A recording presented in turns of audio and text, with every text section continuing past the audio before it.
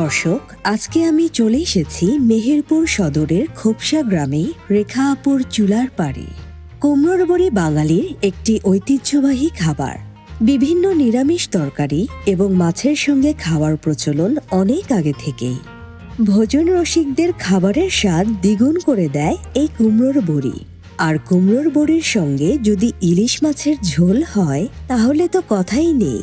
তাই আজ আপনাদেরকে দেখাবো রেখা আপুর হাতের কুমড়োর বড়ি দিয়ে ইলিশ মাছের ঝোলের রেসিপি।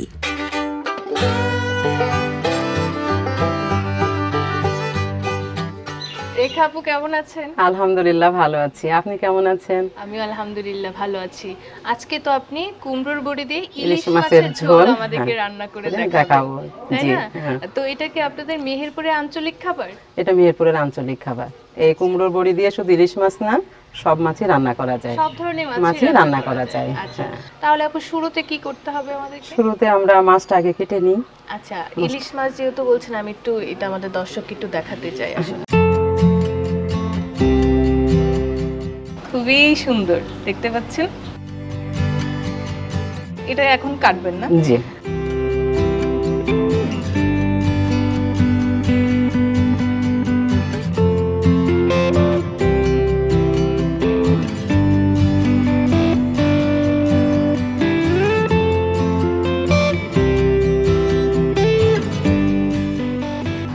এবার আমরা মাছগুলো ধুয়ে এখানে রাখছি।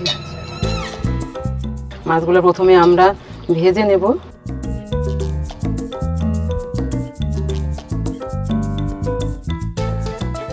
এখন আমরা মাছটা কি দিতে হবে? হলুদ গুঁড়ো দেন।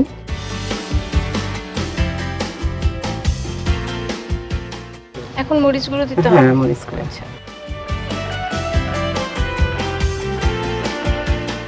একটু লবণ।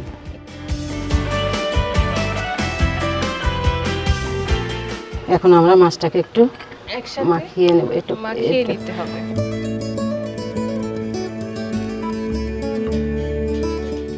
আমরা এখন মাছটা ভাজবো। তার আগে তো আগুন ধরাতে হবে। হ্যাঁ, চুলাটা এবার ধরিয়ে নিই। ঠিক আছে।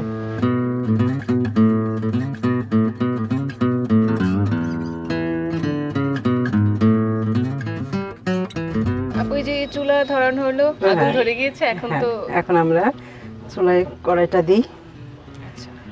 ফ্রাই প্যানটা দিয়ে তারপর একটু গরম হয়ে যাক, তারপরে আমরা দেব। গরম তো মনে হয়েছে না? মোটামুটি। এবার তেলটা দিয়ে দিবেন।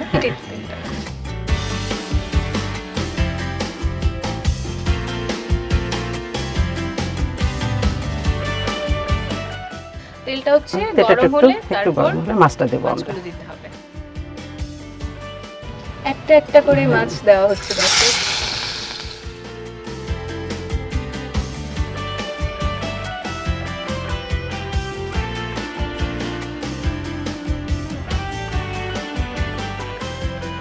এখানে 4 পিস দিয়েছে। 4 পিস মোটামুটি অল্প ভাজা হতে 2 মিনিটের মতো লেগেছে। আপনারা যদি একটু বড় কড়াই নেন, সবগুলো একসাথে দিলে তো সবগুলো 2 মিনিটে হয়ে যাবে।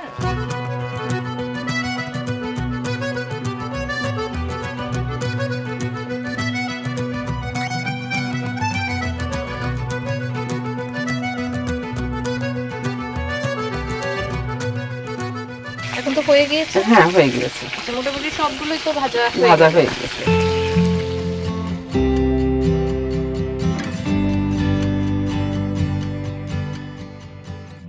চমৎকার মাছ ভাজা হয়ে গিয়েছে। এখন কি করবেন? এখন আমরা বড়িগুলো একটু ভেজে নেব। বড়িগুলো ভেজে নিতে হবে? আচ্ছা, একটু আমাকে বড়িগুলো দিয়ে দেন। ঠিক আছে, আমি এটা আগে রেখে নিচ্ছি।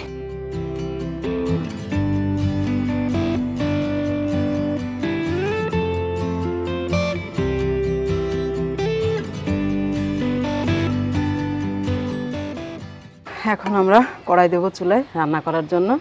রান্না শুরু হয়ে যাবে? রান্না শুরু হয়ে যাবে। আচ্ছা, ঠিক। এই কড়াই বসানো হলো, এখন এখানে কি দিতে হবে? প্রথমে তেল দেব। তেল দিতে হবে? এই তেলটা দিয়ে দিই। আচ্ছা, এই মাছের তেলটা কি দিয়ে দেব? ঠিক আছে। এবার তেল দেন আমাকে।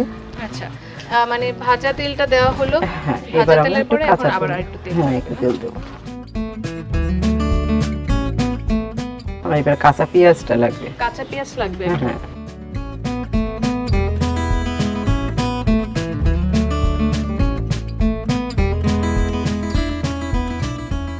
এখন পেঁয়াজ বাটাটা দেন। পেঁয়াজ বাটা।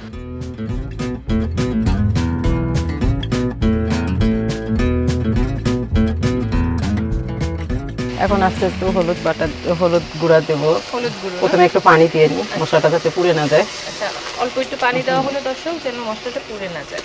এখন এখানে বাকি গুঁড়ো মশলাগুলো দিয়ে হ্যাঁ, দিবেন। গুঁড়ো মশলাগুলো আস্তে আস্তে একে একে দিয়ে দেবো। আচ্ছা, এখন হলুদ।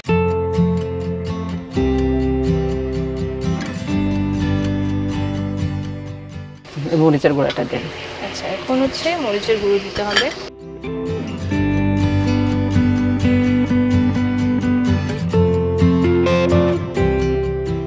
এবার জিরার গুঁড়াটা দেন। জিরের গুঁড়ো কোনটা? এটা। এটা।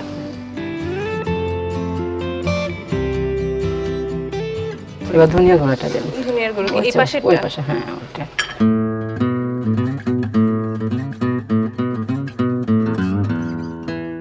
লবণ। লবণ দিতে হবে আবার।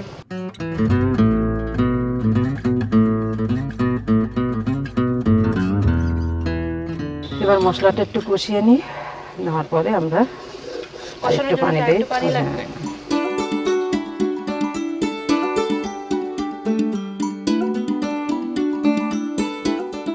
এবার আমরা মাছের মাথাটা একটু দিয়ে দেবো, মাছের মাথাটা একটু কষিয়ে নিই। কারণ হচ্ছে মাছের মাথার ভিতরে একটু শক্ত থাকে, তাই তো? হ্যাঁ, মশলাটা যাতে ওর ভিতরে ঢুকে যায়। মশলা তো কষানো হয়ে গেছে, এখন কি করবেন? এখন ওই মাছগুলো একটা একটা করে এখানে সুন্দর করে দিয়ে এবার পানি দেবো। এবার একটু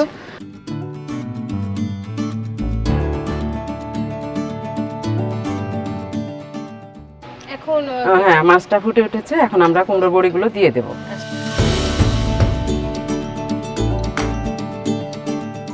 এখন সামান্য একটু ফুটে উঠলে আমাদের রান্না কিন্তু কমপ্লিট হয়ে যাবে। আচ্ছা, তো কতক্ষণ সময় লাগবে আনুমানিক? আনুমানিক 2-3 মিনিট। এখন কি অবস্থা চলেন দেখা যাক। হ্যাঁ, দেখা যাক। তরকারিটা আমাদের হয়ে গিয়েছে। একটু সরিষার তেল দেবো, সেটা আমি প্রথমে বলি নাই, একটু স্বাদের জন্য সরিষার তেল দেবো। এটা আমার একটু গোপন রেসিপি। আচ্ছা, গোপন রেসিপি। সামান্য একটু সরিষার তেল।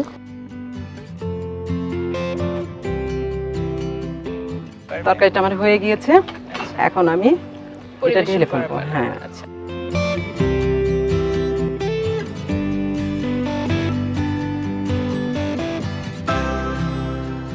হ্যাঁ, আমি এরপরে একটু জিরা গুঁড়ো দেবো, পেঁয়াজ বেরেস্তাটা দিয়ে দেবো,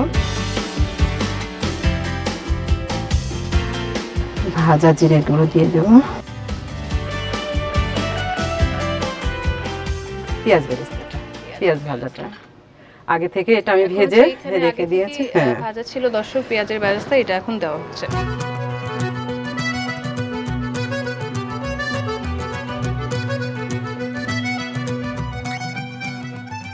হয়ে গেছে? হ্যাঁ, হয়ে গিয়েছে।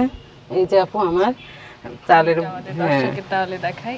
এই যে দর্শক দেখতে পাচ্ছেন, প্রচন্ড গরম, খুবই চমৎকার লাগছে। হয়ে গেছে কুমড়োর বড়ি দিয়ে ইলিশ মাছের ঝোল। খুব সুন্দর লাগছে। আর আপু, এটা দেখে এত লোভনীয় মনে হচ্ছে আর এত সুন্দর স্মেল আসছে, আমার তো অনেক ক্ষুধা লেগে গিয়েছে। আমাদেরও রেডি হয়ে গিয়েছে, তাহলে নিয়ে আসি। কি দিয়ে খেতে দেবেন? ভাত দিয়ে। ভাত দিয়ে? আচ্ছা, তাহলে নিয়ে আসেন।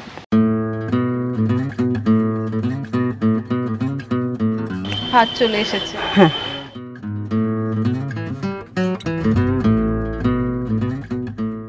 আচ্ছা, এটার ভিতরে তো ডিমও আছে, আমাকে ডিমওয়ালাই মাছটাই দেওয়া হলো।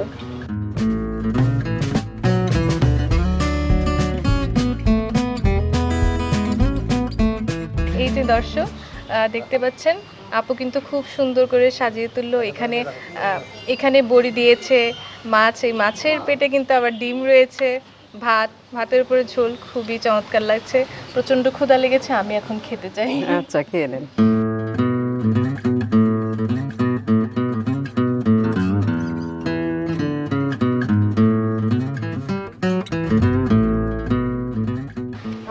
বেশি মজা হয়েছে, আপনিও খেয়ে দেখতে পারেন। আচ্ছা ঠিক আছে দর্শক চমৎকার হয়েছে, খুবই মজা লাগছে, খুব সুন্দর করে এই বড়িটা হচ্ছে অনেক সফট হয়েছে।